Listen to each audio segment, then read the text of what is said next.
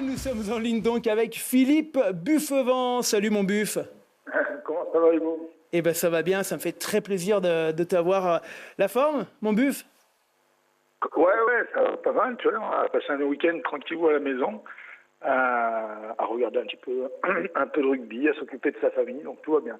Bon, j'ai raconté très très brièvement ta carrière, et quelques années à Vienne, puis maintenant Andrézieux. Mais avant ça, tu as joué au Grenoble de la belle époque aussi.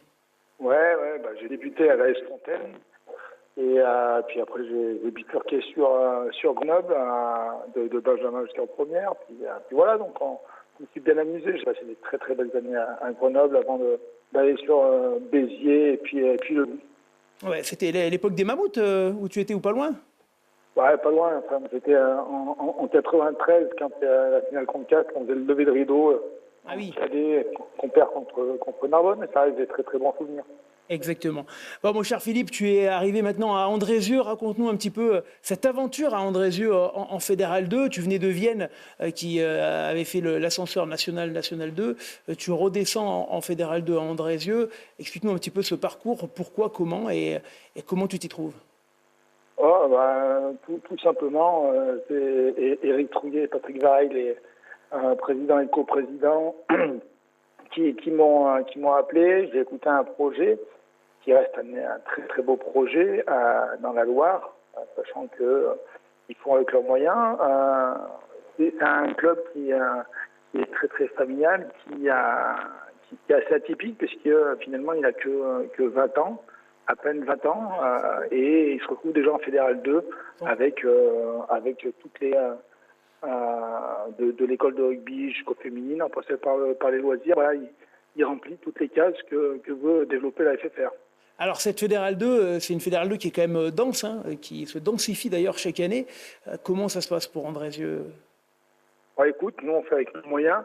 La Loire est plutôt un pays de foot, mais on bataille tous les week-ends dans ce pool du Nord-Isère qui est plus que dense, hein, puisque il y a quelques joueurs que j'ai côtoyés, que j'ai entraînés, des coachs qui sont passés par des clubs professionnels, des anciens joueurs pros qui viennent dans cette division. Je dirais que c'est la division la plus difficile à coacher parce que c'est pas les. C'est un entre-deux. C'est hétérogène, ouais, c'est assez hétérogène et, euh, et que c'est un petit peu compliqué de tous les dimanches. Après, ça reste du rugby amateur et avec des gens qui sont capables de dire je suis pas là le week-end, alors que c'est un gros match. Mais c'est comme ça, c'est les joies de la fédérale. Ah oui, ça doit, j'imagine, te plaire chaque dimanche. Prochain déplacement ou non, réception peut-être pour toi, c'est le gros morceau, La Bièvre. Équipe invaincue cette année, ils sont plus que deux, je crois, en France. J'imagine pour vous, le challenge, il est là, il est Je immense. crois que c'est la seule équipe invaincue. Ah, le seul? C'est la seule. Voilà. Il me semble que c'est la dernière qui reste invaincue. Après, voilà, c'est un gros morceau, entraîné par Laurent.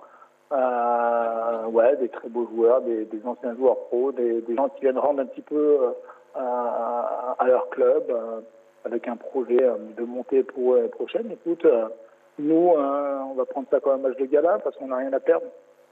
C'est à la maison, Buff? Ouais, ce sera Andrézieux. À Andrézieux. Ah, de toute façon, il y a une statistique, hein, c'est que quand tu es invaincu, tu te rapproches toujours plus normalement du match que tu vas perdre, statistiquement. Écoute, le prochain match, toi, tu dis vont perdre, j'espère.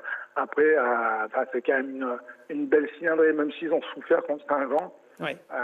Ça reste quand même une belle cylindrée qui commence à maîtriser un rugby total, parce qu'on vante beaucoup leur rugby d'avant, mais ça commence à trottiner derrière. Et voilà, ça reste.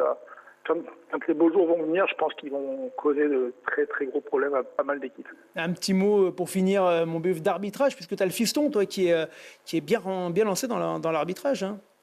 Ouais, il arbitre à 22 ans en Fédéral 1. Voilà, il commence à se faire un prénom, Tao, et puis il aime bien ça. Il est aussi analyste vidéo, donc il baigne dans le rugby depuis le plus jeune âge. Du coup, Philippe, voilà.